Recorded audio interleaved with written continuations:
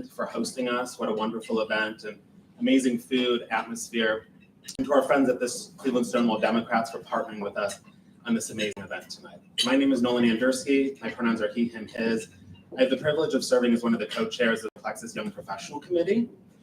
If you're not familiar with Plexus, hopefully you are, pay for a ticket to come here, but Plexus has around 400 organizations as members, but when you count corporate organizations and nonprofits, we have over 1,000 active people here in Northeast Ohio. We go all the way out to Sandusky, down to Cleveland and Akron, out to Lake County and Mentor. The Young Professional Committee kind of reinvigorated itself at the beginning of 2021 to create a safe space for young queer professionals and our allies to interact, network, and socialize. That's the committee that helped put this event on tonight in partnership with the Cleveland Stonewall Dems, as well as Plexus. When I look back at the first time when I registered to vote, and I won't say when, because I did pass a milestone year this year, or last year, I can't think of an out queer candidate on the ballot or an elected official. And today we have a great amount of those candidates and elected officials to speak here with you tonight. So it just makes me really proud that the progress that we've made as not only a community, and we have a long way to go, we know that especially, but it makes me proud to be a part of Plexus and get to share this evening with all of you. The other thing around Plexus too is we create these environments where queer individuals and our allies can interact and have an amazing opportunity to network socially and professionally.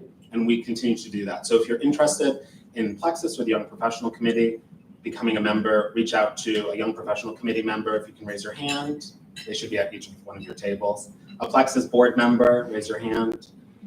Or Amanda Cole, our executive director, to learn more. We'd love to have you. The last thing I'll say before I hand it over to Stacy from the City Club to say a few words, if you're not already registered to vote, take this event as the opportunity to do so. Get out to the polls, make your voice heard, and thank you again for your passion and attending tonight. Thank you.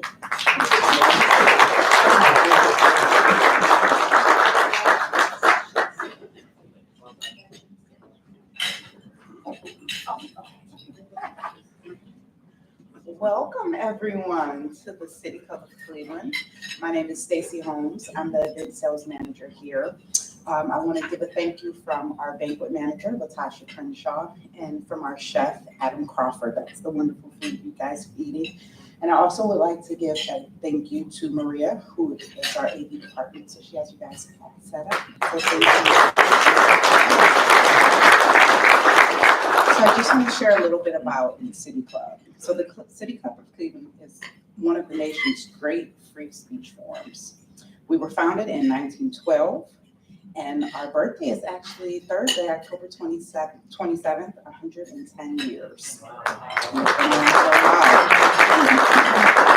Our mission is to create conversations of consequence that help democracy thrive.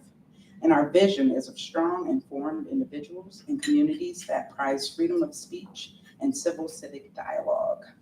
I would like to welcome up next our sponsor, Cleveland Stonewall Democrats. Thank you.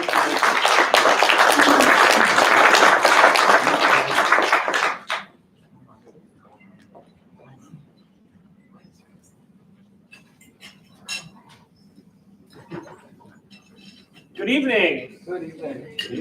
My name is Brooks Boron. I have the pleasure and honor of serving as the Vice President for External Affairs for the Cleveland Stonewall Democrats. I want to start off by thanking Plexus, thanking the City Club for having us here today. I want to thank these trailblazers of LGBTQIA+ elected officials and candidates that are also here today. I'm looking forward very much to hearing from them. The Cleveland Stonewall Democrats, we're thrilled to be a co-sponsor here tonight. If you do not know who we are, we serve as the voice of the LGBTQIA+ community and allied Cleveland Democrats. We work to elect pro-equality Democrats both up and down the ballot. So if you are not already engaged and involved, I urge you to get involved. I hate going to political events and hearing this every single year. It's the most important election of our lifetime. It's exhausting. We hear it every single time.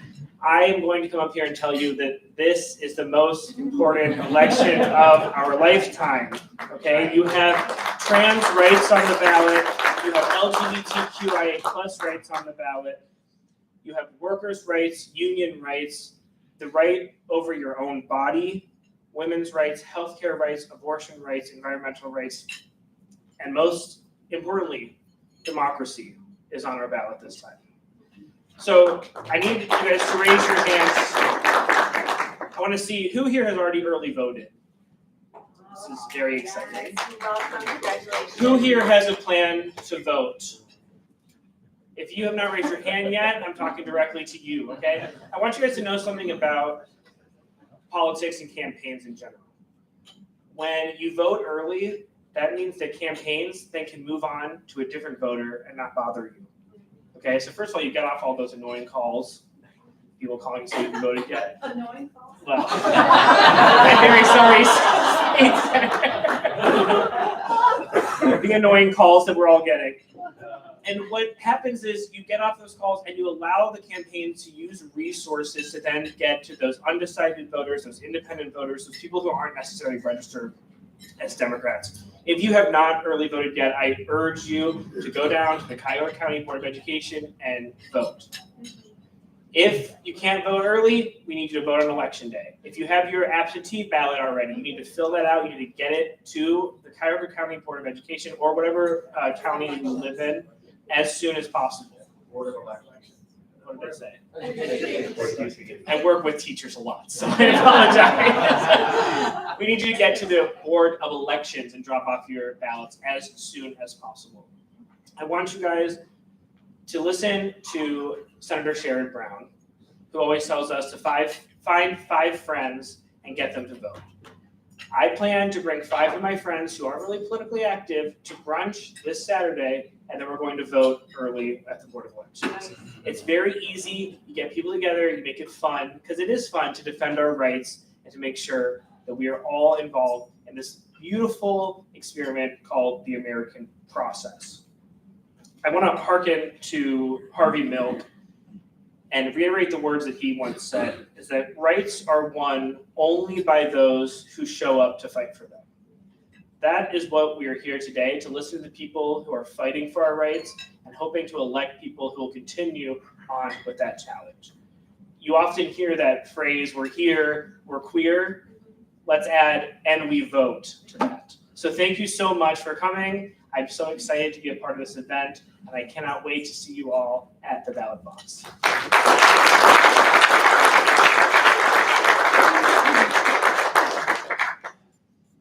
Check and make sure it was actually my time to speak. So I am Amanda Cole. My pronouns are she, her.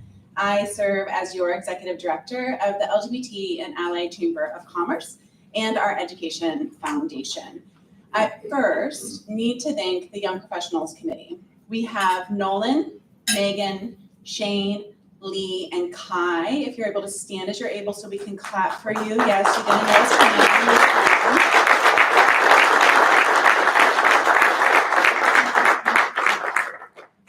And not able to join us this evening are Logan, Stephanie, and Margot. This group has made a substantial difference in the way that we approach programming at Plexus. And so I just want to thank you all. Tonight, our original idea was to copy from the 2030 Club. Oh, we're live streaming, maybe I shouldn't tell them, but you know, it's a compliment. It's a compliment. But the 2030 Club was really on something, to create intimate dinner spaces where you, as a young professional, 40ish or under, I'm 42, I aged out of my own committee, can sit and hear conversations and insights from CEOs. So this committee said, well, what about the queer CEOs? How many are there? How many LGBTQ out senior level professionals and executives are there? And so we started to host these dinners. And then we came into election season and we knew that it was in perfect alignment with our mission to create a space for advocacy, information sharing, and community. So that's how we're here tonight. To be in the City Club is really amazing. And I think it brings the depth, right? The seriousness and the community centeredness that we need around this conversation. I don't know how a space can feel so familiar and sacred at the same time, other than like a gay bar. That's it, right? So we're really thankful and grateful to the staff and the board leadership of the City Club to say yes to hosting us and providing sponsorship in kind to make this event possible. So we're extremely thankful for that leadership. I also hope to see you, it was on our slides, this Friday. It's the annual meeting for the City Club. When organizations that are nonprofits host their annual meetings, go, lean in, right? We're doing a lot of work to pull off those signature events, but it's also a really great time to get a pulse and a check of what is happening in your nonprofit spaces. But I'm especially excited because the keynote speaker is David Isay of StoryCorps. And you might not know, but his father, Dr. Richard Isay, was responsible for homosexuality being removed from the DSM. And that's the way in which we were made to be sociopathic pathological disorders. It's beautiful. And he'll share about this and you should look it up. But if you've ever been in a training with me, I often talk about the power of story and the beautiful richness of David Isay and what became StoryCorps out of him collecting the Stonewall stories. Okay. Plexus, we have always been more than a chamber of commerce. When I became the first executive director 3 years ago, I was like, a chamber of commerce? Like, that's what my grandpa Gudorf runs, right? Like, literally in Minster, Ohio. But then I found that there is a space for LGBTQ people when it comes to economic development, small businesses, and workplace inclusion. And that's this beautiful space that we exist within. Lots of people ask me if Plexus is a health food drink, and it's not a pyramid scheme. We've been around longer, way longer. Plexus means a point of meeting, like your solar plexus. That's why we're named Plexus, because we saw that through networking and advocacy and creating these spaces, we were going to create points of meeting for us in the queer community and for our allies. And this here is definitely a plexus, right? This is definitely maybe even a vortex. I don't know, it's a new moon and a solar eclipse. I'm not going to get really witchy, but hey. Okay. I need to stay on script. Okay. So I also need to say many thanks to our board of directors, both at the foundation that drives our mission forward with regards to education, inclusion in the workplace, and advocacy, and on our Chamber of Commerce, with my special appreciation to our leadership here in the room, with David Rubinsky and Brian Schultz. They are our current board presidents, and you'll be hearing from them at the end of the program. All right. So for our guests that are here, I'm about to ask you to come on up. So you come on up, get your water, come on up to these seats up here while I finish on up, take your time. So why are we here tonight? For democracy. I couldn't say it better than Brooks. It's for democracy, which everybody should participate in, and it's made for all of us. Brene Brown uses 2-word check-ins at the beginning of meetings. So my 2-word check-in for this election season is urgent, cautiously, optimism. It's like 3 words, I put a dash between them, so it became 1. But when I look at all of you in the room, and those of you who are joining us at the front of the room, I'm throwing caution out the window, and I'm feeling fully optimistic that we're going to get good work done, right? And that we're going to keep showing up. So tonight is not meant to be a panel or a town hall. Do we have enough seats? Look at this collaboration. See that? They're going to do trust falls later, don't worry. Okay. Rather, what we're seeking to do is create a dinner or a living room experience where we can share of our experiences as LGBTQ folks. Like, what can we share with one another? What can we share with our allies about our experience? And then also to build on that QEO, how can we connect with those in leadership and public service in meaningful ways? So even though we had to switch this up, originally it was going to be at small dinner tables and all this, but we wanted the opportunity to invite other folks to join us on our live stream. So hello, live stream. We're going to do it in this way. So our deepest thanks to you, Nikki, Carrie, Rebecca, Matt, Keith, Ross, and Taylor for joining us tonight. And with that, we're going to begin our conversation. So I have a few questions here, right? But I really want you to be fully human and respond and engage with one another. If it works, okay, you got a secret. Sorry. So My mentor, Madeline Kay, told me never miss a good drink. there we go. That's our first advice. Never miss a good drink. Drink water in between, right? Okay. So we can start with whoever's ready. Rebecca, I might just choose, I knew that was gonna Rebecca. happen when I That's why I sat told you here. to So that was the problem. Nikki's seasoned to this. I know what she was doing. Okay. So as you're able to introduce yourself, where you're representing or where you're a candidate of, share your pronouns if you're comfortable. And then my first question to all of you is why in the world are you choosing to do this? Why are you in public service? All right. Thank you. I will be cognizant of times. I know we have a lot of amazing voices to hear from on the panel. First of all, in the room, can everyone hear me okay?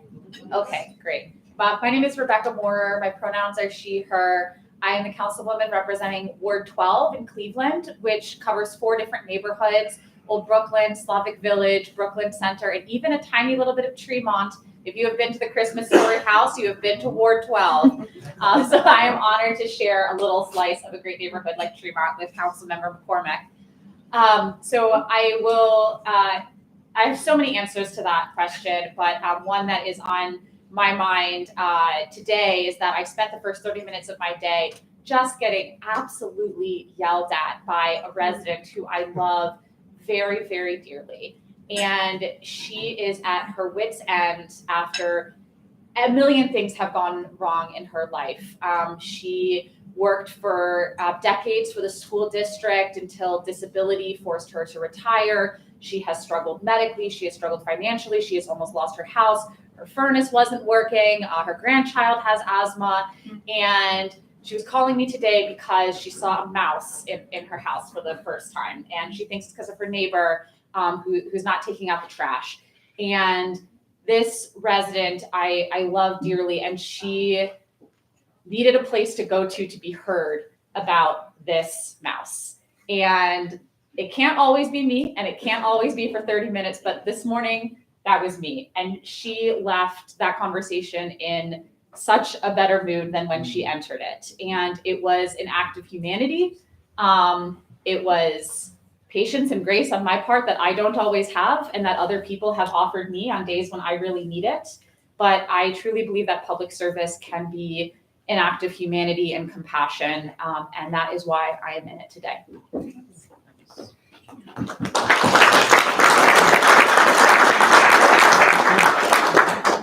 Hi, everybody. I'm Taylor Sappington. I'm running for state auditor. So for all those early voters, I hopefully have already earned your vote.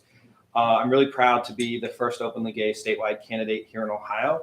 Although I hopefully will see a second, third, and fourth, and you all will forget who Taylor Sappington ever was, right? But I am also proud to be the youngest person to run for this office in Ohio's history, too. I'm from Nelsonville. I'll give a brief history. I'm the city auditor in Nelsonville, a small town down by Ohio University, if there's any Bobcats in the room. I'm out. That's right. That's right. I'm a fellow Bobcat. And excuse me, more directly to the question, why am I working in public life? You have to have a few screws loose first. And if nobody else says that, they're all lying. But secondly, the truth of the matter is, and this is my favorite story to tell on the trail. It's a story I've told since I was a kid. And I was raised by a very hardworking single mom who's my hero. And we were raised in a yellow trailer on the hillside outside of Nelsonville on a gravel road. And when she lost her job in the recession after 9/11, we went from one income to no income. Excuse me. And you guys were all fully aware, and if you're not, we'll talk about it real quick.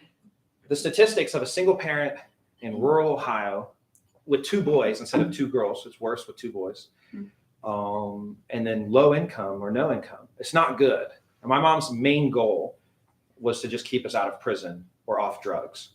And in that time, it took me until college to realize, but in that time, I found that there were coaches, there was teachers, band instructors, guidance counselors, school nurses, librarians, business owners, city council people, all kinds of people who helped my brother and I stay out of prison and move on to things like college, high school and college, and now an elected office in Nelsonville.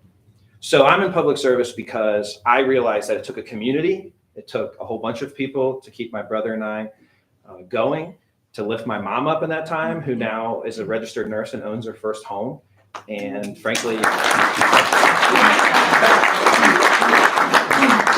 I'm in public service because I'm not smart enough to be a teacher, not athletic enough to be a coach. So I am a city auditor trying to make my community better.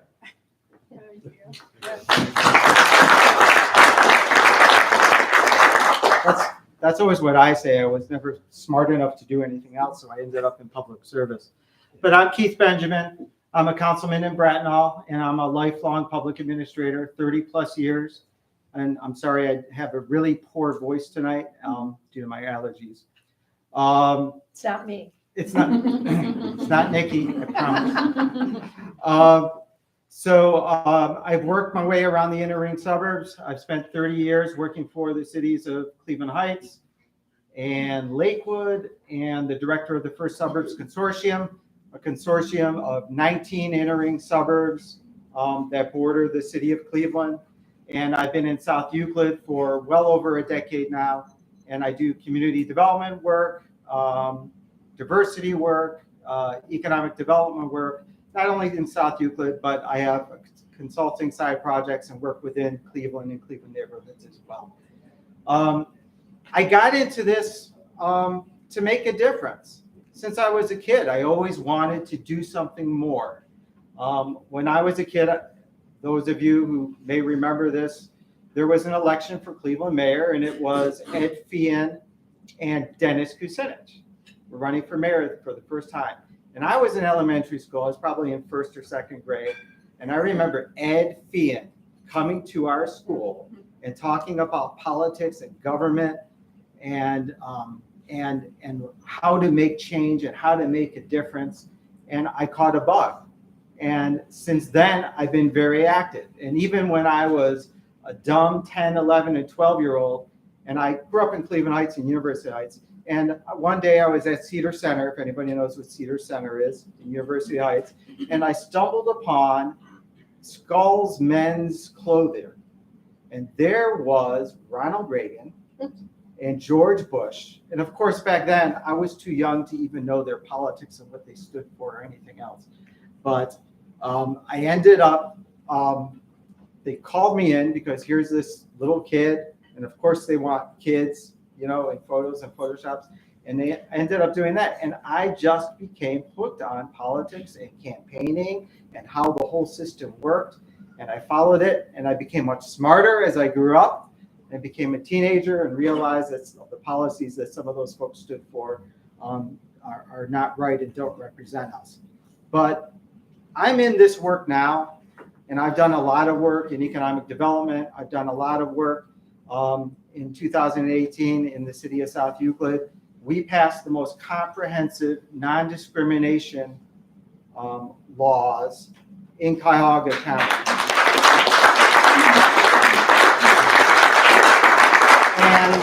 And it was a fight.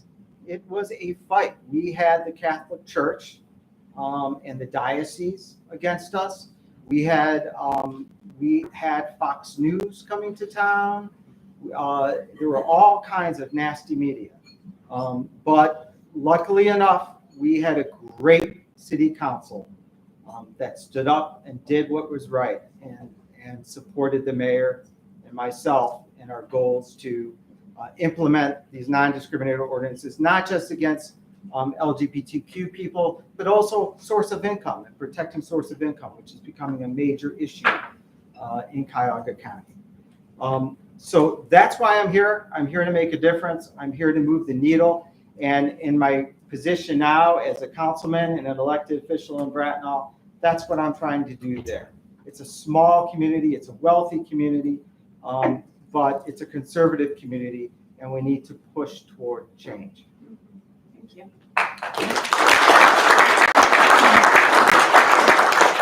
I guess we're going in a row. Thanks. My name's Nikki Antonio. I currently serve as a state senator in Senate District 23, and I'm running for re-election. Prior to that, I served in the House for 8 years. And then prior to that, I was on city council in Lakewood.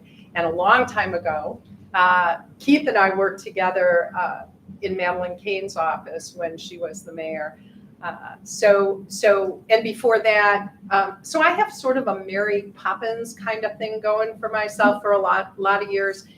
Before that, I ran a nonprofit. I also did some consulting and some government agency work. I ran the Ryan White program for the county for a number of years, ran an outpatient treatment program for women. And before that, I was a teacher for special needs children. When I was young, that's what I thought I was going to be doing my whole life. But rather than being enamored with politics when I was young, I was pissed because what I saw, I grew up in the time of Richard Nixon resigning and Watergate and the Vietnam War. The boys I went to high school with had draft numbers, and I really thought that government and politicians were all a bunch of crooks. They lied, they cheated, and they stole from us, and so I was pretty angry. I was a little bit of a. I know it's shocking to know that, those of you who know me now, but I was very young, angry, and I was an angry little feminist. My mother and father divorced when I was young, and what I saw, the inconsistencies in her life, the fact that she had to have both my grandmother and my uncle on her mortgage to buy a house. My uncle was there because he was a man. My grandmother, because she had some money in the bank. My mother had a full-time job, but it wasn't enough. And so that stayed with me, how we were treated sometimes because of the fact, the things I was told as I was growing up, because people knew we didn't have money. I was told not to think about going to college. I was told, you should get a secretarial job, which is now what they call administrative assistants. Not because I was a great typist, because I wasn't. I had good grades, but they knew my family didn't have money.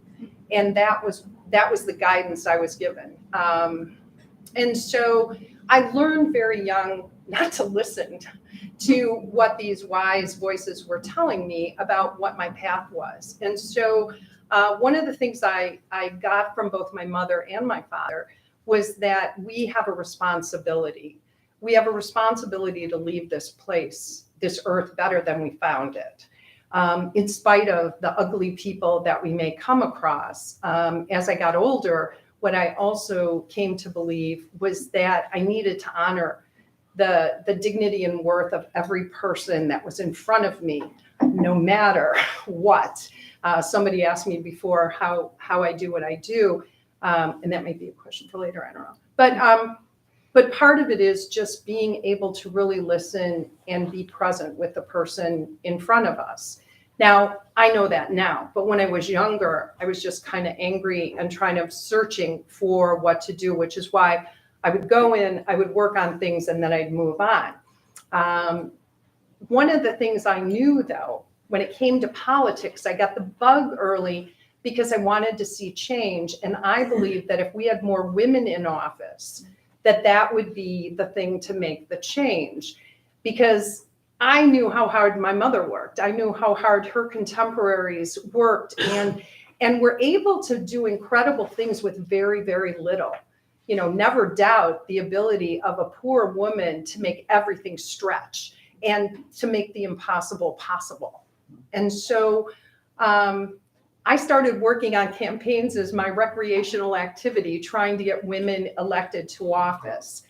Somewhere along the line, as my children were growing up, as my wife now, Jean, and I were raising our kids in Lakewood, I came home from a city council meeting one day, and I said, I am so tired of explaining to people what the reality of life is. I could do that job. And then I thought, oh my God, I could do that job?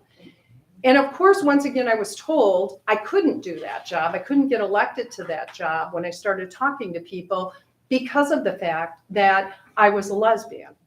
And that, that was a barrier that we were going to have a hard time overcoming. Now, in 2005, there was an opening on city council. I decided to run for it. In 2004, in the state of Ohio, There was a ballot initiative that was passed that said that marriage is between a man and a woman. It was confusing language. People didn't understand what were they voting for? Yes, no, but it passed, and it embedded into the Constitution basically discrimination against LGBT folks. We had a lot of friends that decided to leave. They said, first they come for us, then they come for our children. We're leaving. We're not going to live in a state that would deny us full citizenship and that perhaps will not let us adopt or come after our children. So we're leaving. Jean and I looked at each other and said, well, that's not an option for us. We had family, and we were committed and invested in our community and in our lives in Ohio, in Lakewood. And so we decided to stay. And I said, I know what I'll do. I'll run for office. Because that's how you fight back. You do the ridiculous, the unimaginable. And at that time in 2005, it was. And I won. And two other guys ran for Cleveland City Council, Cleveland and Cleveland Heights City Council, both won. So there were three of us that won that year. And then it just went on from there. I ran and won in the state house and then ran for the Senate. That was fun. And the reason why I do what I do, when I decided to run for the Senate initially, I thought long and hard about, did I want to continue to do this? It is hard work, especially representing everyone in my district, including the LGBTQ community. And being the only person, I'm the first and still the only person from the LGBTQ community in the legislature right now. My hope is that could change, and we'll get to that for sure. I don't want to be the last. Being the first has a lot of responsibility. Don't want to be the last. But also, it's important to note that any state that has had a person from the LGBT community in their legislature at the state level has been able, if they've been able to pass pro-equality legislation, there was a person from the LGBTQ community in there. What we also know is at this point, I and all of the people that work so hard, many in this room, we have been able to stop anti-LGBT legislation from passing into law. So don't be confused by the fact that they may have passed it out of the House, but up to this moment, it's not been passed into law. And we have to be that stopgap. So sometimes we think about public service and the ability to make change as moving us forward, which of course, all of us think about that. I think we spend less time thinking about, but it's an important part of it, is stopping some of the bad stuff from going forward. So I didn't know that was going to be my role, but it has been. And it's very rewarding when all is said and done.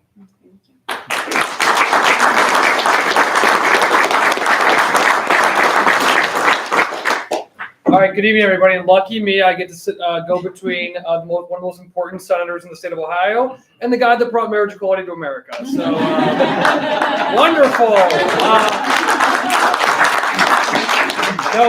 My name is Kerry McCormick. I have the privilege of representing Ward 3 on Cleveland City Council, which is downtown Ohio City, the Flats, Tremont, a part of the Clark Fulton neighborhood.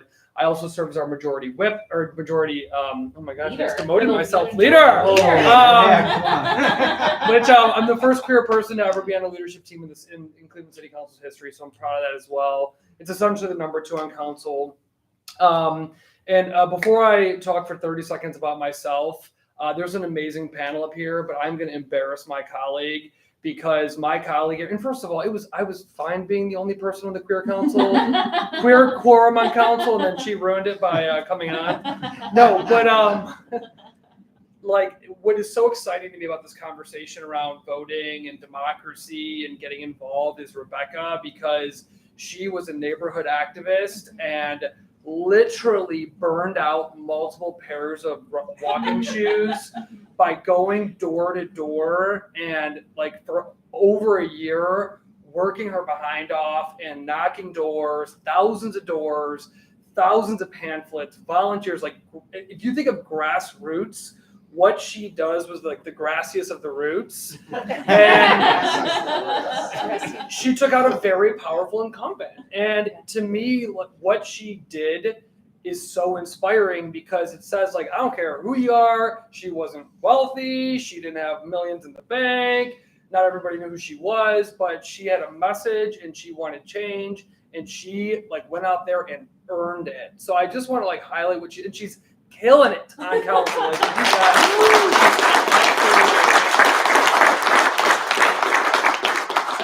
if you guys don't follow her, please do because she's just absolutely killing it on council. And it's so great to have her. Just really quick, I grew up in Collinwood, which is a neighborhood on the northeast side of the city of Cleveland. Went down to Miami of Ohio, studied international business, moved to Spain for 2 years, lived with 3 Spaniards who didn't speak English, worked 2 jobs to travel the world, and then moved home. Fully intended on using that degree to like make money and like probably work for a car company in Latin America or Europe or something fun like that. But I walked in, when I moved home from Spain, I walked into the Democratic Party headquarters and was like, I love Sherrod Brown. All this evil money is being spent against him. I want to volunteer, like whatever you need me to do. They called me the next day and were like, we need you to apply for a job. And I was like, absolutely not. I want to like be a volunteer and leave when I want to leave. And they were like, you came in yesterday and said whatever we needed, right? And I was like, yeah. And they're like, we need you to take this job. So I did it. And so that's really when I started to get immersed in local kind of what was going on back in Ohio. We won that election in 2012. Yes. And then from there, I had a job offer in DC and the Hill and a job offer doing community-based work on the near west side of the city of Cleveland. And I thought, you know what? I don't want, no shade, but I'm like, I don't want to be a minion on the Hill. I want to get involved in local work. I want to have local impact. And so I was our director of community affairs in Ohio City for 3 years. Everything from our rec league to, helping seniors in Spanish, filling out their home repair forms, which Rebecca can tell you are a nightmare, and on and on and on. And I fell in love with the local work. And like, I can't imagine what Nikki does on a regular basis as one of the few sane people in the Senate. And really what she's saying is critical because people don't know this about her. Nikki is passionate. She's a proud progressive. All these things. But the work she does behind the scenes to stop the madness is tremendous and has protected so many of us. So we need to really appreciate that. Absolutely. It's not the stuff that makes the front of the papers, but she's doing that work in Columbus and it's critical. And so anyways, long story short, I fell in love with local work on city council. When I came on, we had an 80% with the Human Rights Campaign Municipal Quality Index. We had not passed fully comprehensive LGBTQ plus equality. We did not have trans affirming healthcare. And because of people like Kevin Schmatzer, who's sitting in the front row, who came to me and said, look, we need to improve on these markers. He's the mayor's LGBT liaison to the city with us here today. Fast forward to today, we have had 4 or 5 years of 100% on the city of Cleveland, 4 years of 100% rating on the Human Rights Campaign Municipal Quality Index. We passed fully trans-inclusive protections in the city of Cleveland. We have embedded LGBTQ plus people in the mayor's office, in the police department, across the board. And we are also now providing fully trans-inclusive healthcare to all employees. So these things happen, as Nikki said, because people were at the table saying we need to do these things. We, I'm sure, have more work to do, but the city of Cleveland has been firm and unanimous that these are our values. And then whether you work here, you're visiting here, or you live here, you're going to be protected and we're a welcoming community. That's the kind of local impact that I love, and that's why I do what I do.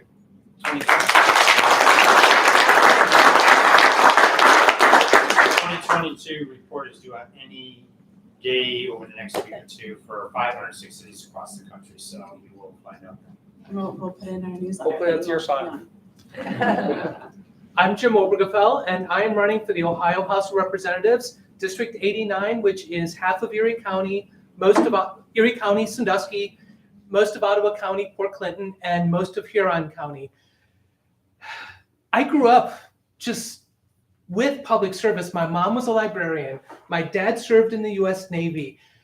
I have nieces and nephews who are teachers, siblings who are nurses. I was a public high school teacher. So for me, public service was always part of just what I lived, what I saw in my family. I never thought I would run for office, but there's something that Carrie alluded to that changed me profoundly. And that was being part of the fight for marriage equality and going to the United States Supreme Court as the named plaintiff and being part of that case, which made our world, our country, a better place, really did change me profoundly.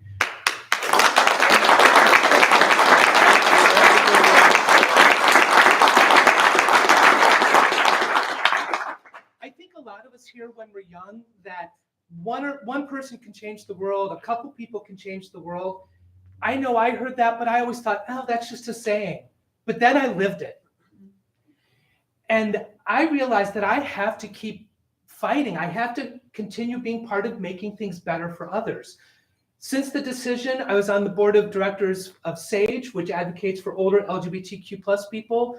I worked for Family Equality, which advocates and fights for queer families and those who want to form their families. I co-founded a wine label that supports organizations fighting for equality. So I have continued to fight for our community, but I've continued to fight for civil rights, for equality for all. And on July 4th, 2015, I was in Philadelphia at an event, and Brian Sims, who was an openly gay member of the Pennsylvania House of Representatives, sat me down and he said, Jim, people are going to start mentioning public service to you. He said, do me a favor. When they do, don't just say no. At least think about it. So Brian Sims, I blame him. He planted the seed. And it was in my mind, but it was never really the time, the place for me to do that. And then in June of last year, I moved back to Sandusky, my hometown. And Chris Redfern, who used to hold this seat in the Ohio House of Representatives, took me out for coffee and said, Jim, what would you think about running for the House? And I realized this is the time, this is the place. Yeah. So I'm running because I do believe in public service. And I look at far too many people Nikki unfortunately works with on a regular basis in Columbus, people who have forgotten their public servants. They're not serving the public, they are harming the public. I want to be part of making that better. I want to be a part of making life better for people. That, to me, is what public service is all about. And that's why I decided to run. We need decent people in office who are doing it for all the right reasons. Because right now, far too many of them are doing it for the wrong reasons. For their ego, for their pocketbook, and their thirst for power. That's why I'm running.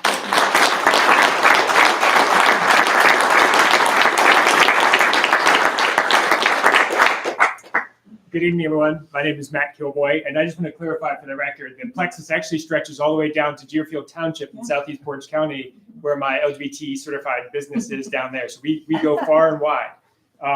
So I'm running for the United States Congress, representing Ohio in the 14th Congressional District, which is Ashtabula, Trumbull, Geauga Lake, and Portage counties.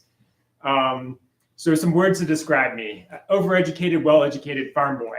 So I have a few degrees, 2 bachelor degrees, a few master's degrees, and I just completed my doctorate from Ohio State this past year. Born and raised in a blue-collar family, grew up on the farm, first in my family to go off to college, served in the Navy for a decade as a nurse in the Navy, worked in the federal government. So I've had a world of experience in terms of what I've done with my life. Mostly healthcare, 100% public service. Why am I running for office? There's a lot of mornings I wake up and ask myself that question. Maybe this morning was one of those mornings. We can't be sure. But there's a lot of reasons. So my husband and I got married on January 20th, 2017. For those who don't know the significance of that date, that was the inauguration of our previous president. We specifically got married that day because we were worried about the future of marriage equality in this country. We were worried it was going to be stripped of us. Even though we were living in DC at the time, one of the most liberal places in the country, we were concerned about that. And we were concerned about the future trajectory of our country. And then as history plays out, we see our concern was, well warranted. After I retired in the Navy, I stayed in DC because my husband was there. He works there. I worked in the federal government. So I was in Washington, DC during the civil rights protest. I think it was summer of 2020 when the previous president pepper sprayed the crowd so that he can get a photo in front of a church with an upside down Bible. When I say I was there, I wasn't just me, I was in the city. I was physically there. I was there in the crowd taking pictures, documenting this for history. So I witnessed firsthand when our president, the leader of the free world, was pepper spraying people because he needed to get that picture for whatever reason. January 6th, 2021, again, happened in my backyard. So I was there as the domestic terrorist, stormed our United States Capitol to try to overthrow our government and take over our country.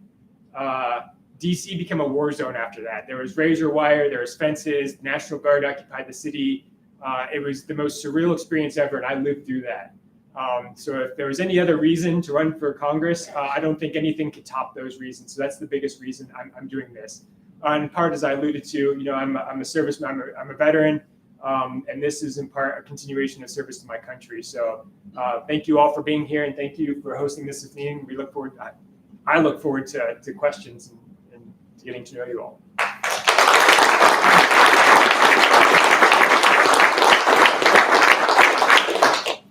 Hi.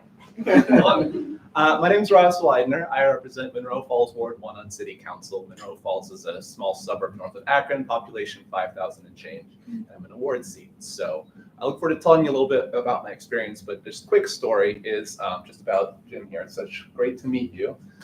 When you were sitting in the Supreme Court waiting for the decision to come down, I was staring at SCOTUS live blog on my phone because we didn't have a way to watch it on TV because I was engaged at the time. I was waiting to see if I could get married where I live or not. So thank you. Appreciate it.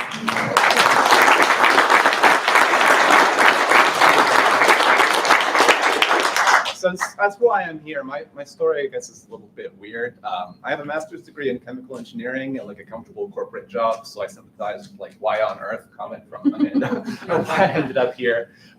My journey actually started at church. I happened to go to church with my mayor at the time who needed an appointee on a municipal board, happened to be for Akron Metro, the Transit Authority. So I said, yeah, why not? Sounds fun. Let's try out something of that nature. Seemed kind of foreign to me. That ended up transitioning into a Parks and Rec board in Monroe Falls once we bought a house where I was for 4 years, was the chair for 3, and starting to turn the crank and wonder sort of what the next thing was for someone like me. Timing wise, that hit at about summer of 2020, tumultuous time. So and really was kind of swept up in the call of, we all need to do something, right?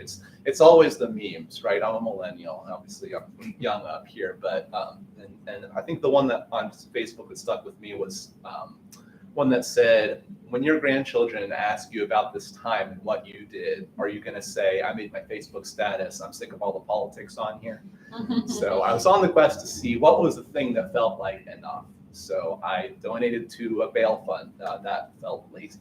And I went out on Juneteenth and I tried to register people to vote on that day. It fell on a Friday afternoon, so there weren't very many people on the sidewalk. So that didn't feel very impactful. So I approached my city and the mayor and the city council and proposed a process by which we could walk together with the community and the police department in a way that was transparent and did a thorough review of our policies and really made everyone feel comfortable that we had a stand-up police department in our little suburb, because there's some people who were really not feeling that way and was sort of felt ignored and swept under the rug and like they just wanted for me to go away. So I sort of said at that point, well, if you're not going to listen to your people, then I'm going to take one of those seats for myself. I pulled petitions and I ran and I won. So let's do it. As for what's next, who knows? But I'm having a great time serving my community, and we'll see what the future brings.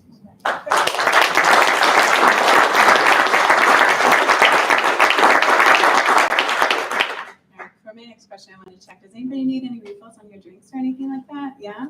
Can somebody help him with that? Or why? Hi, Okay. you're awesome. Look at committee work in action. I'll do water first, and if you have drinks, I can go to the bar.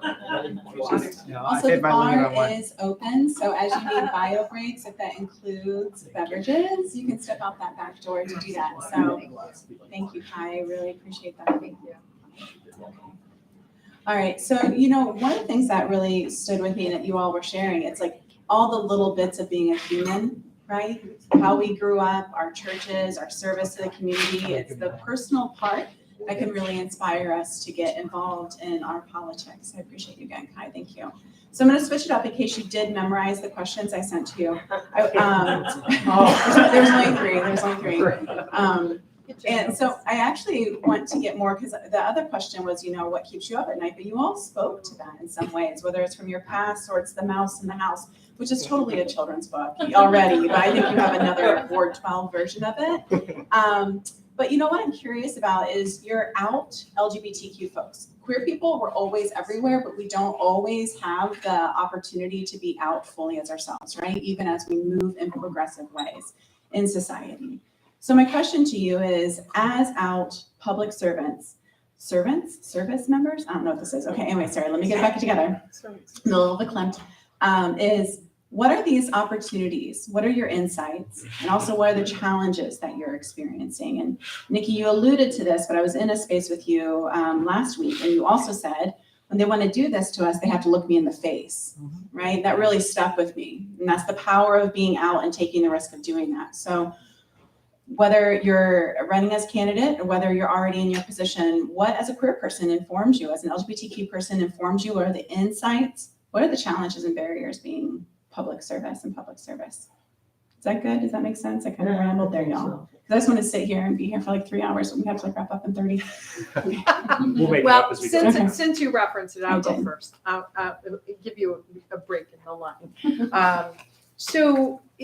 Yes, it's interesting. I talked about blocking things and sort of being a firewall sometimes to things.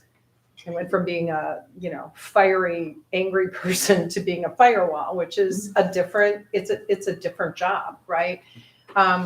But it's true.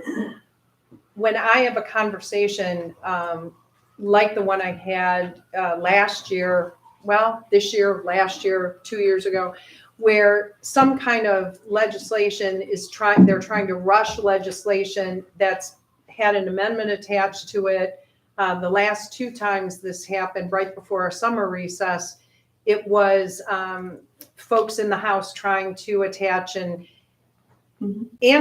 bill that would just prevent all children from playing sports. I'm going to leave it there. I mean, it's like, and specifically it was demonizing trans kids from playing sports. I mean, it doesn't get much worse than that, right?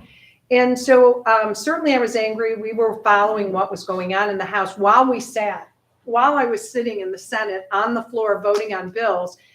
We're watching what's happening over there. And so we had a break before the bill, but we knew the bill was coming over to us.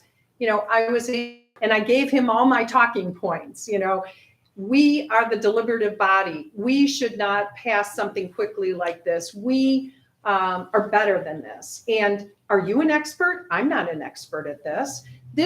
We need to have the experts come and talk to us. I can tell you right now it's unnecessary, but we should both be sitting, and our colleagues should be sitting in the room listening to this and deciding, because we're a deliberative body. That's what the people expect from us on any side of this, all sides of this.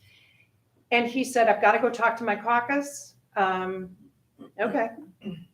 And he walked away. I called one of the members who has introduced the same very bill in the Senate and had much the same conversation with her on the phone. She said, I have to go talk to the caucus. And I reminded her of how we worked on something collaboratively earlier that morning, and I had her back.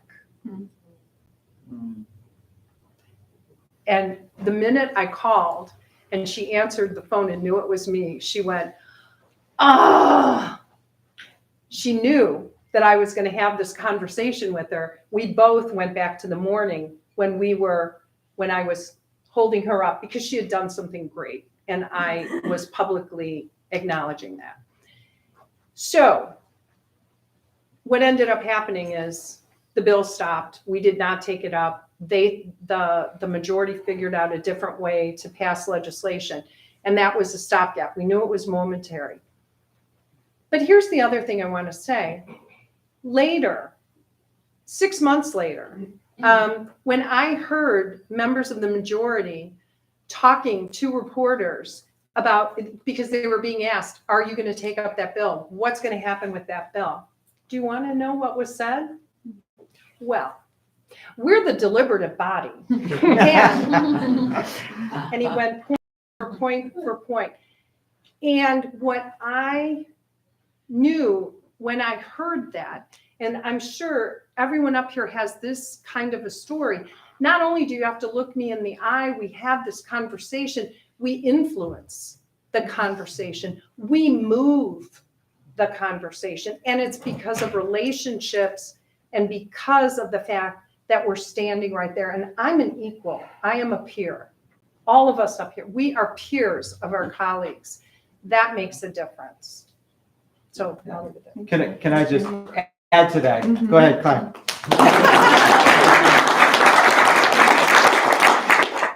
Because I've learned a lot from Nikki over the years about sometimes it's not appropriate, especially when you're dealing with colleagues across the aisle. It's not appropriate to get angry and upset.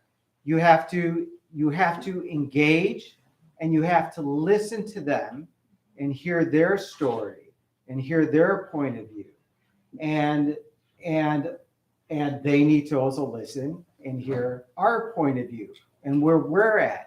And Nikki, for many years, I don't know how much since the pandemic you've been able to do that, Nikki convened Democrats and Republicans and far-right Republicans in the state legislature on a regular basis to come and talk and listen to each other, so that when a vote comes along and Nikki needs to call someone, they're speaking to a human being, and they know that this is more than just political conjecture or I'm against you, you're against me. I don't know if you can add a little bit more to that. Well, it's relationships, right? It's developing relationships. The other thing, and then I'll be quiet so we can hear from other people, is it's also when you're, I really do struggle with the term openly gay. I get, it's like it's the pre-title reference a lot of times. And my comment to that is always, I'm living my authentic life. And I'm not going to pass judgment on anyone who is not able to be complete, to bring their complete self to their position. I know that's a privilege and an honor to do that, but I am, and this is a part of who I am. Part of who I am is I'm a lesbian, and I'm a mom, and I'm a lot of other things. But I come to that relationship with everyone else that I come into contact with an absence of shame. And I think ultimately that's also the difference that people, this isn't an issue. This isn't, oh, hi, and wink, wink, or something on the side, or, oh, that. What I was told, the reason why I couldn't run when I first wanted to run was, they wouldn't even say the word. I'd say, no, tell me, what is it about me that makes you think I can't win? And they would have the hardest time. What they want, ultimately, they'd say, well, because you're a lesbian? No. And it was like, well, that's silly. That's not going to stop me from doing this. And I don't think it's going to prevent people from voting for me because I do the work. And it's that attitude, whether it's spoken or not, that we bring to with our authenticity. For a lot of folks, that's the first time that they're coming into contact with someone who their expectation is, I know something about you, there's a secret, or you should be ashamed of this. And it's like, no, I'm just like you. Can we talk? So I think that makes a difference. I think that's part of the difference that we bring as well. You're in leadership. So much. Yeah, but that did not, there's nothing about you being gay that prevented you from being considered for a leadership role, right? Yeah, no, but the rumors are out there, the haters hate, but, no, it's, yeah, and I would note too that like, and I share this publicly, what does it mean to be a queer elected official? I've had 4 death threats, which are horrible. I'm sure you've had them too. Just really awful stuff. 3 out of 4 linked my sexuality to the thread. So it's stuff like that is just terrible and unsettling and not good. So that's probably like the negative side of being someone who's different than the majority of the council and standing out on that. But also too, I'll just say this, like, there are times I'm in spaces, my assistant in my office knows that anytime a school reaches out, it's automatic yes. So I just taught 2 government classes at Lincoln West, which I used to be a teacher in Spain. So I was like, whoop, remember why this was so hard. But I will say this is that in those 2 classes, I like off the cuff referenced me being gay. I don't know how I did that. I probably said my husband or something like that. And you can always see there's like 2 or 3 kids in the crowd that are like, what? Yeah. And that like click in, and then they're staring at you because they're like, oh my God.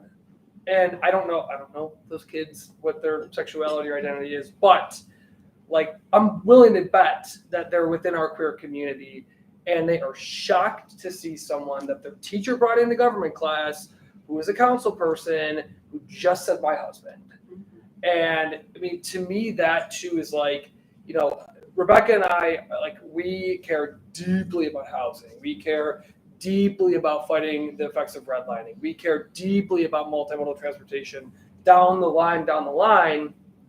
However, there are moments and spaces where you being your authentic self, even if you don't know it, makes an impact. And I remember that. I'm sure a lot of people in this room do. When you were in spaces and someone that was queer or, in the LGBTQ plus community, Nikki being one of those people in my life. And it's weird and crazy that I'm like sitting next to her. But the point being is that you, whether it's in your boardroom, your nonprofit boardroom, you being you is a thing within itself, authentic self, you talking about these issues, I think makes an impact on itself. So, Oh, sorry. go ahead. No. Oh, sorry. No, go ahead. I'll let you. Thank you. I wanted to say, just because for me, when we were going through this first question, I had some emotion in my stomach, particularly listening to Senator Antonio and Jim. But I wanted to say a quick story that I think is really important because it's far away from my space. I'm far away from my space. And so I want to talk a little bit about like rural Ohio. Nelsonville's 5,373. And for me, so I ran for city council several years ago, served a term on council before auditor. We had 2 openly gay council presidents before. One was serving when I was running. And actually a whole range of LGBTQ council people in my small town. And though I struggled with my sexuality into college and didn't really understand like if I was broken or what was happening. In fact, meeting people who were LGBTQ, I was like, oh no, I'm just gay. That's what it is. But like, so jumping into public service, I totally took it for granted. Senator Antonio mentioned like privilege. I was totally privileged to have accepting parents and come from a community that already had elected LGBTQ folks, and to come from a small community who actually just didn't care. They just liked me as a person and as a student and as a young leader. And then I knew Senator Antonio's name years before I ran. And when they announced the Supreme Court decision, I remember I was driving to Athens and it came over the radio and I just cried the rest of the trip. And so like I'm jumping into this council race thinking that doesn't matter. It doesn't matter at all who I'm dating right now. And unfortunately, to somebody it did. And I was knocking doors, getting petitions to get on the ballot. And I actually had to go back before this campaign so that I didn't misspeak. I had to go back to a Facebook message I sent right after this interaction because I couldn't remember the exact words that were said. And I needed to refresh my memory, but somebody who's actually was adjacent to my house, so sort of a neighbor, I knocked on their door to get at their petition, and they said, what's the problem with this town is? And he said, the problem is, and then used a gay slur, real close in my face with his finger pointing. And I knew what that meant. I was like 23, but I knew what that meant. And I left. I left his door. And if I'm being honest, like, I feel like in that moment, I could have just like quit. Yeah. I should have I was like, my friends are probably like going out drinking tonight. I need to go have fun. This is ridiculous. Like I was always interested in helping people, but I was like, that's not for me. And I'm really glad I didn't because of folks who came before me, folks who served on council, because of Senator Antonio, because of Mr. Obergefell. I'm really glad I didn't because I was like, something just tells me that the next door, they're going to sign my petition. And while he stood on his porch watching me, like I kept going door to door down the street and got signatures and then got elected first place out of 5 candidates. Right. So like,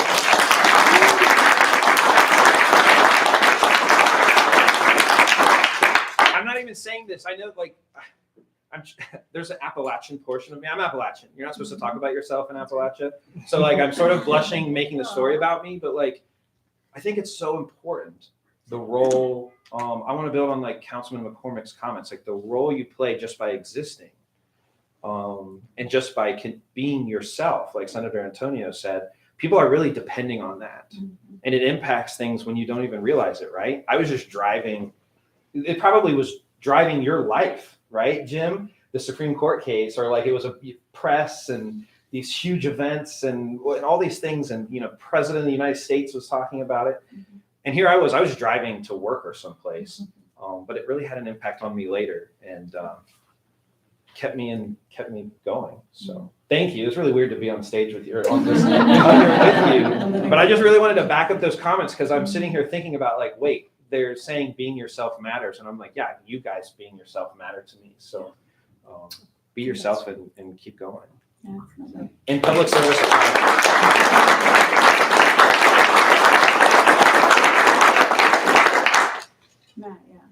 Yeah, so I guess, so when I first started to think about running for this race, the immediate thought came to my head is that I want to run for Congress in Northeast Ohio, which is where I grew up, and I'm an openly gay man. So I was worried about that. I was concerned. I talked to a lot of people. They're like, no, things have changed. It's not a big deal. And I quickly learned it's not a big deal because the first question out of somebody's mouth is, are you a Democrat or are you a Republican? I'm just like, and that's the end of the conversation. Like, we don't have to worry about like, well, I'm also gay, but we don't care about that because you're a Democrat. I can't talk to you. But maybe I think I've been fortunate is that, throughout the campaign, I've never had an issue with that. Maybe it's because I'm a tall, scary looking white guy. And people are afraid to bring that up, but it's been, I haven't had to deal with that, but I'm sure some of you all have, well, you obviously have had those conversations. So I'm sorry you all had to deal with that. And thank you for persevering and being here today and sharing your story. My husband asked me several months ago, besides obviously winning and, solving world hunger and everything else, like what else do you want to get out of this experience?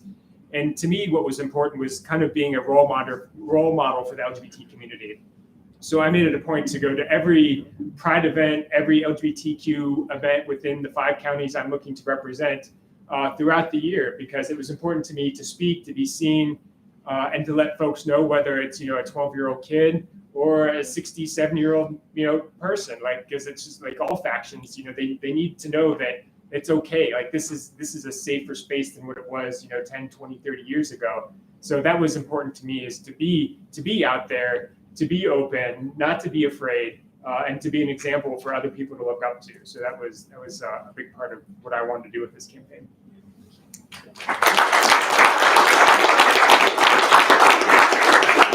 I think for me, the challenge and opportunity really is the same thing. When I had that conversation with Chris Redfern, when he asked if I would consider running, he even said, Jim, the gay thing's not going to be an issue. But I wasn't sure I believed him, because I was new back in my hometown of Sandusky, 25,000 people. It's diverse, racially diverse. But growing up, I didn't know a single queer person. Nobody I knew when I was in high school was out. Okay, I can probably admit I was probably clueless, They were probably there. I just didn't know it. But I was a little bit worried. But I have to say, it's pretty wonderful to be presented a key to the city by the ex officio mayor and one of the council members, and for them to say, we love thinking of Sandusky as the birthplace of marriage equality. Nice. To Sandusky having its first Pride in 2018. So things changed, and it is not an issue. It is so not an issue for me. But I also think for all of us in this room, something we have got to make sure we live every single day is I have no right asking for my rights, my equality as a white cisgender gay man, if I'm not demanding it and offering those same things to every other person. And that's what we have to do as communities. There's no place within the LGBTQ plus community for transphobia, for gay men saying bisexual men just won't admit they're gay, for racism, for misogyny. None of that belongs in our community. We have got to fight for every single person in our community, but that means we have to fight for everybody because our community is the most intersectional community there is. And that's one of the things that I think people see in me. They know what I stand for. They know my values. They know that my story is one of love, loss, and the law. And they know it made a difference. They know it made our country a better place. And people connect to that. And they appreciate it. And I see that when I talk to people on the doors. So for me, when I say I looked at being gay, being part of this wonderful community, for me, I looked at it could be a challenge. Well, it wasn't, and it is such an opportunity because of my place in this community, the what I was a part of. People understand my values, and that is such a wonderful thing to connect with people. The people who have thanked me and shaken my hand, giving me hugs when I've gone to knocking on doors because their child, a sibling, a friend got married. And they connect that to me. But again, we cannot just be about the LGBTQ plus community.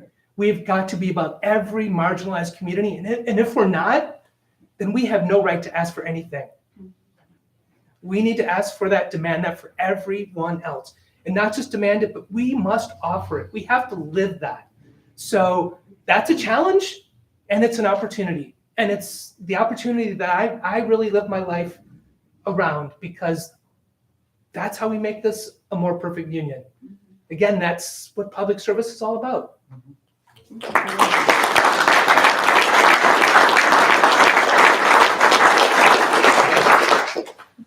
Ross Yeah. or Becca? I wish I could just say kind of what he said, right? Because Ditto. that's the major opportunity is for allyship. The representation is so important for the youth and the next generation's even younger than I am.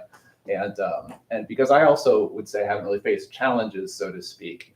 So I recommended that the city of Monroe Falls do their first ever proclamation recognizing Pride Month, and the 6 other white men sit on council with me and said, yeah, knock yourself out. So it really hasn't been an uphill battle in that way. So because the attitudes towards gay people and lesbians change very quickly, but a lot of people are still very ready to throw trans people under the bus or be racist and things on immigrants or any of the other marginalized groups. So I think our responsibility and the challenge there is to use that kind of nugget of adversity that we understand and expand that across the spectrum of where society is unfair and really carry that forward. So yeah, what Jim said.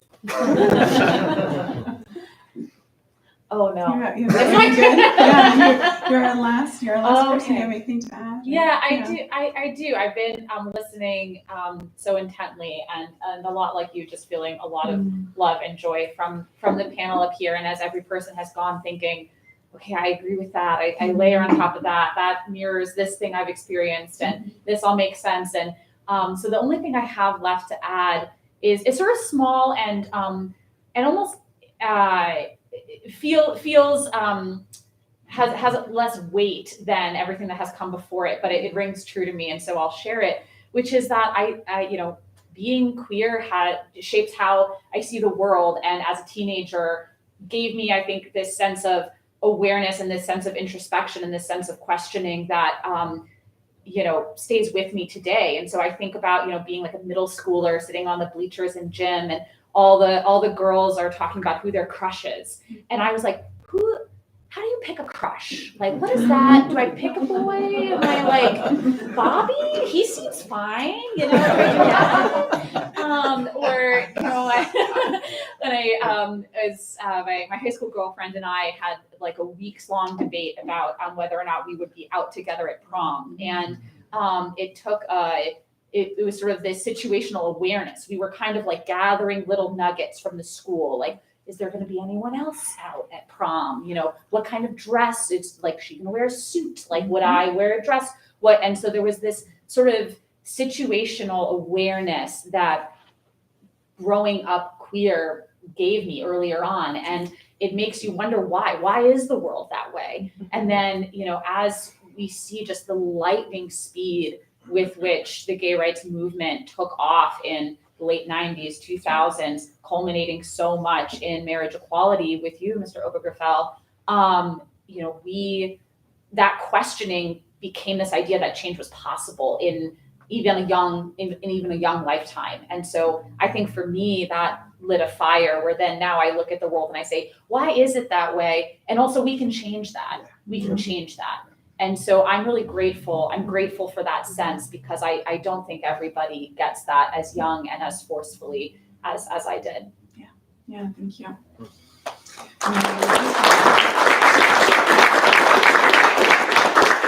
I have the worst job in the world. I have to keep us on time. I don't even believe time is a real construct. It is totally not real, but I have to keep us on time. Yeah, Kevin, yeah, sorry. First of all, I want to say you are all blessings. All of you are all blessings, seriously, to have all of you as role models and politicians. I want you to do. But if we have a little bit of a few more minutes, can you share a personal story where on the far extreme someone was there attacking with who you are and what you represent, and in your conversation or dialogue, you were able to change them, whether it was somebody young, somebody older, an executive of a company, the next door neighbor, but a positive story with what your role is that you were able to make change? I can't say that I've had a lot of success with that, unfortunately, but I think that we've moved the needle a little bit. Recently, I've been hosting a series of what we're calling Dinner and a Fight. And the fight is crossed out, and instead of the word fight, we use dialogue. And it's about bringing people together for a meal, just like we had today, and people from all faiths, all walks, all religions, all political opinions, and bringing them together to discuss a topic and find common ground. And in a lot of those sessions that we've held, and we've talked about marriage equality, and we've talked about LGBTQ rights, and we've dealt with gun rights and things that, other political issues as well. I have always been pleased to find that at the end of the day, people who are on polar opposites have been able to meet in the middle and find some common ground. And these are just normal, everyday average residents and citizens, not just from all over Northeast Ohio, that have come together. Right. And probably one of the most touching moments, not a personal success, but one of the most touching moments that I've seen in the last 5 years was after we passed the Comprehensive Non-Discrimination Ordinance, which included protections for LGBTQ plus people in the areas of employment and public accommodation and education. We had a male police officer who had been on the force for at least 10 years, feel safe enough after the law was passed to transition. And he went through that transition. We had cultural competency and diversity classes with our police officers and with our employees. And he today has fully transitioned, or she today has fully transitioned and is very happily working as a police officer. We've had no issues with residents, we've had no issues with police officers. But for that person to stand up and to make that change is probably one of the most positive things that I've seen happen in the last few years. I have a story that somewhat touches on the question. So I commissioned in the Navy when Don't Ask, Don't Tell was still very much a thing. I served about a year before it was finally repealed. And then shortly after it was repealed, I was getting ready for deployments. I was out with a bunch of people in the middle of Texas, doing pre-deployment training. And I'm sharing this bunk room with 12 other guys, likely the only gay person in there. And this guy gets up. I don't know what sparked the conversation, but he gets up. He's like, you know what? He's like, I have a problem. I think the military at the time was trying to do more integration with the LGBT community. And he's just like, I don't want to share a shower with another gay guy. Like, that's like, he was just uncomfortable. It's just like, they're just staring at me. He's just going on and on. And the first thought that popped in my head was just like, don't flatter yourself. Like, I'm not interested. But before I even had the chance to respond, the other 10 people in the bunk were all over him. They're just basically telling him, shut the hell up. Like, you just need to shut up, be quiet. And like, we don't want to hear this. So it was like really encouraging. Like, this was a year after Don't Ask, Don't Tell was repealed. And then just like, that's how quickly the attitude changed, because it was never a big deal to begin with. We just made it a big deal in the military and, well, across the country as well. So it was like really, like, it was like, I just felt like it was a really warming, like rewarding kind of period just to like sit there and listen to these guys go after him, tell him to shut the hell up because he's just an asshole. So that was a great experience. I didn't get the opportunity to say anything because everybody else dogpiled on top of him, so I didn't have to. So it's people are always surprised when I say I've never had a direct one-on-one negative interaction. Throughout the entire case, not once did someone come at me because of it. But I'll share a story that illustrates the power of story. When I was in the Supreme Court for oral arguments, the gentleman sitting next to me told me that his brother, his twin brother, a Roman Catholic priest, called him that morning when he was on his way to the courthouse to tell him that he'd watched a story about my late husband and me, and it made him, the Catholic priest, rethink his opposition to marriage equality.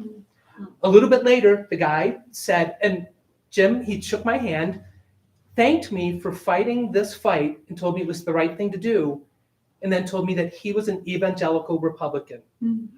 And it was a story, our story, that changed his mind. And I also love to share this. The case is Obergefell v. Hodges. Rick Hodges, he and I have become really good friends. Wow. So you say it's a living room situation. Now I'm going to jump right in. I'm sorry. That's not like you at all. I'm sorry. That's not like you at all. We obviously had Roe v. Wade overturned. And Clarence Thomas has literally made it, in his opinion, to overturn that ruling. What is the discussion amongst yourselves, and what is the discussion amongst the community to combat that? Because obviously we have Roe v. Wade happening. What are we doing to prepare ourselves when this happens? And maybe we don't have an answer. I just want to put it out there as a thought. Yeah, so we are limited on time. This is a big Yeah, question. sorry. So let's do our best. Yeah, go ahead. Absolutely, Rebecca. Yeah, can I just jump in, because my colleague took such a moment to flatter me earlier, which I am so grateful for. And so I am going to use this as a moment to talk a little bit about what Carrie has done and how the small steps that we are taking within City Council. Because let me tell you, nothing feels like enough right now. Nothing feels like enough.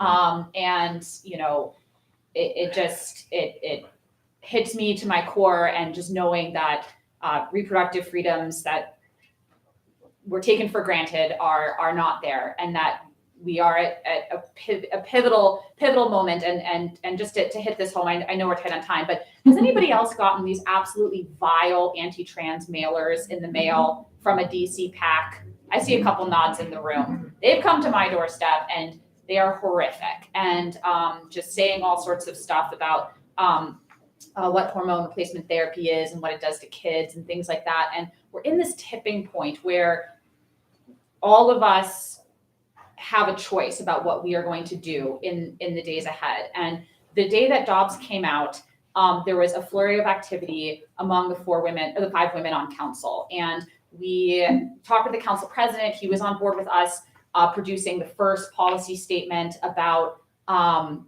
what Cleveland can and should do in response to the Dobbs decision, which again isn't enough, but it's a start. It's things like a travel fund so that if people need to go out of state, that the city is funding and coordinating with groups like Preterm. So we had this letter put together. It was clear we needed to move fast. And Carrie called me and said, you have to put me on this letter. Son of a feminist, that, you were so clear. I think it's the maddest you've ever been at me. And you said, I was gonna say, clear is nice. I think that was very nice. but you said you have to hold it because I need to be on that letter. And in the end, it went out the door quickly with just the 5 women on council, and it was still impactful. It still set the agenda for the Bibb administration. But you standing up in that moment and being so clear internally was actually the only good thing that happened to me that day. And I am so glad you did it. And I'm really grateful to get to work alongside you, and having that type of connection is the only way we're going to get through it. I appreciate it. And I'll just be very, very brief. I lost my mom in 2016 from really aggressive and fast brain cancer, but she first woman ever to receive Athlete of the Year in her college, protested for Title IX, very, very out front feminist. And I was like, when she died, part of my mission in life is to represent her values, because I align with them, but also, and so that's a whole thing. But people like me, I'm a gay man. There's a 0% chance I'm ever going to, be a biological father, but it's about the allyship. It's about the partnership. It's about as a holistic community. Let me just say one more thing is, I made a comment days after Dobbs about voting, and I rightfully, people responded negatively about it. I just essentially told people to vote, and I understand that people are frustrated about saying we did vote, right? And this still happened, right? We did vote, we are voting, and these bad things are still happening. And I understand that. I understand that people were very emotionally raw from the horrible thing that was happening. But what I will say, though, is that in addition to things that we can do, and the city of Cleveland is doing those things, non-prosecution, our police and prosecutors will not participate, prosecute, or anything. We're taking concrete steps that we can do. But at the end of the day, there are decision makers that uniquely hold the levers to make these changes, and they are voted in. And so this season, I always tell people, it is uncomfortable for many of us to canvass. It is uncomfortable for us to phone bank. It is uncomfortable for us to do that stuff. I am because I was canvassing my behind off this weekend. So what we have to get uncomfortable at the level that we engage with our democracy, we have to step up, because what is a whole lot more uncomfortable are millions of Americans losing their reproductive freedoms, are queer people losing their rights, of racist laws being put in place. So I can't say that enough. Like, I know it sucks to canvass. I know it's not fun. I actually like it, but I'm like the minority. But like, it is what we all just gotta do at this point. Like, we have to get uncomfortable. Take that one step out of your comfort zone. When that person calls you and says, hey, could you put a volunteer shift in for whatever you're passionate about? Like, just say yes. You gotta break out of your comfort zone this time around. Even if you don't have to solve the world's problems. Can you do a shift? Can you make a set of calls? Can you talk to 5 neighbors? You're not, the whole weight is not on your shoulders, but can you step it up and chip in just a little bit more than you have when it comes to advocating and volunteering for what you care about? Because, I'm sure you've all heard the announcement that Ben Franklin came out and they said, what do we have? What do we have? When of course it was all men, supposedly. I think there were some women in that room too. We just don't hear about them, who were writing the Declaration of Independence. And they said, what is it? What did we end up with? Because they didn't know whether we were going to get a monarchy or we were going to get a republic or some kind of democratic republic. They didn't really know what was going to happen. And he came out and he said, you have a republic if you can keep it. Right. If you can keep it. And so we've seen, as horrific as the day that Dobbs came across and the impending doom beforehand, I will just tell you that for the past 12 years, we've been fighting for reproductive rights in the legislature for sure. And around the country, it's been on the ballot. They've been chipping away at it. But I think from everybody, it came home that day because it was a complete pull away and pull the rug out from under all of us, right? And so we have to turn into the people who are fighting to keep our democracy. And that means we have to all become annual voters. Yes, for the people that said, but we voted to do this. And then we've still, if somebody is running for office right now, I tell people this all the time, and you don't like there's some things that bother you about that person. However, their opponent is even worse. And so it's like vote for the person that you think best lines up. And if they're not perfect on every single thing, get them elected and hold their feet to the fire. Keep in contact with them. Keep holding them accountable. That's our responsibility. The representatives are there to vote and push the lever and push the button and represent you. But we all have a responsibility to communicate with those folks that represent us to continue to work in our best interest. And that's an ongoing job. We can't just unplug from it. So. And I'll be really quick there because a lot of that has to do with, my motto has been never again. Never again with I'm a product.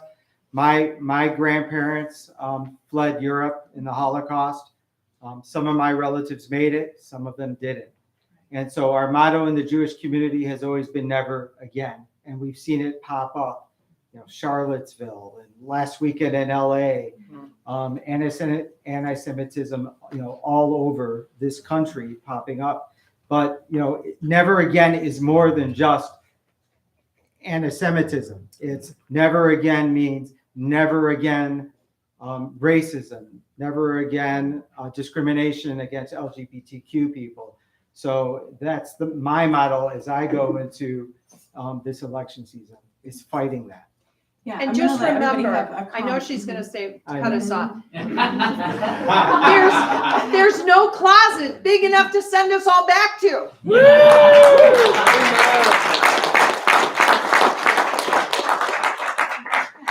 I just want to be mindful of this. But yeah, I know we can stay here all night. I do. So yeah, Taylor, you had a thought? Yeah, I wanted to, Jim was implying this earlier, and I want to make sure to underline it because it's important to this issue. And just to me personally, and I guess politically, since I'm a statewide candidate too, but keep a big tent.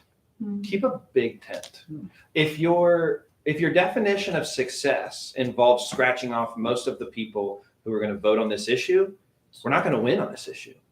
And so I asked folks here, coming from a far place, it's far to me. This is the big city to me. I don't know if Cleveland considers himself the big city, but this is a highlight. So Nelsonville, this small town way down, a small community that voted for Obama twice, but then Trump twice. The day after Roe fell, went viral. I mean, like regionally, not nationally. Went viral because the person who owns the garage, well, they own the whole property. What am I trying to say? Adjacent along the parking lot to the only grocery store in town, Kroger. And that Kroger is about as big as most of your gas stations. And the person and the couple, I should say, was so sort of like the feeling I think the councilman was alluding to was like, what is enough here? Like what? Like I didn't know what to do. So they painted the side of their garage that goes alongside the parking lot that every person in town has to pull into. And it says, defend the choice, pro-Roe. In Nelsonville, I say this for an important reason. Nelsonville is my hometown. I love my town. It's my pride. I ran on making Nelsonville proud. In fact, that was my council slogan. But if we are going to rule people out who voted for whoever in the past, or maybe even voted for the ban in Ohio, right? The ban on marriage equality in 2004, we're going to lose 70% of the state or 60% of the Oh, state, yeah, you can. right? Yeah. So keep a big tent. My advice, I'm one of the younger folks in the room, but I ask you, when you're approaching the issue like Roe, keep a huge tent. Find the common ground and accept that there's going to be people who voted against something that's really important to us, but it's really with us on this one. And we can win on this issue, the polls show. And then I just want to end real quick, I promise, with a personal story that Nelsonville also, my partner and I dated for 4 years. And in 2016, he took his life. And it was the first of 3 suicides in the family. And let me just say that a lot of those people who maybe have voted Republican their entire life, since 18 years old, who go to churches that may preach against a certain thing, people came to my door. I didn't even know they knew where I lived, even though I was on council, but I didn't know they knew where I lived. But people all over the community, people I know who voted against me in the last election, came and brought food or cookies or well wishes, or just sat to talk about how they saw Jared walking past and they met him on their porch, or he stopped for gas on every Tuesday or whatever. And so I just want to say too, just use a personal story to really underline this fact. I think it's the best thing I can bring to this panel, which is keep a big tent and accept that there's folks who are with us on a certain issue who maybe voted for that terrible former president too. So. That's true. Okay.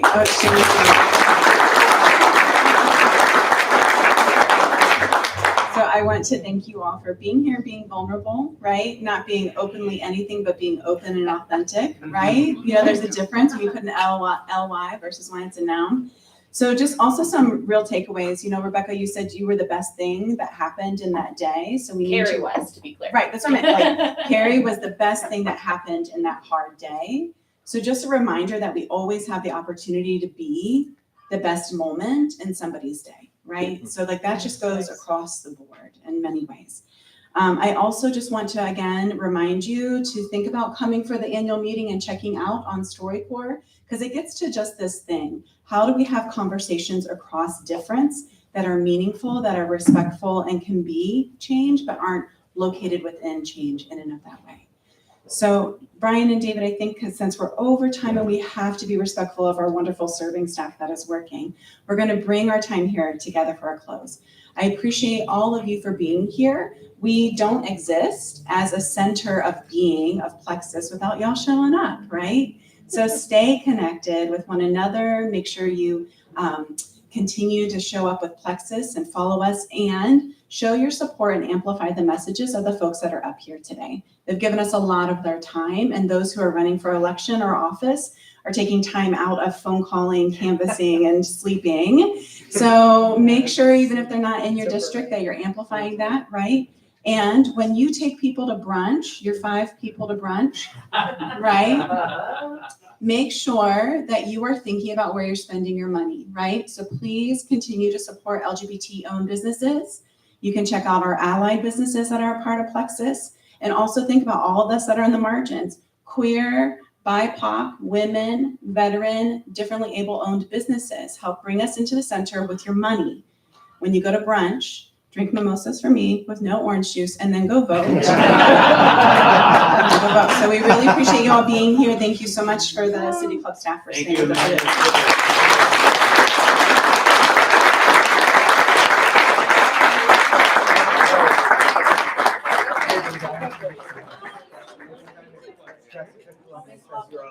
Oh, that's so sweet. I love her. She's so much fun.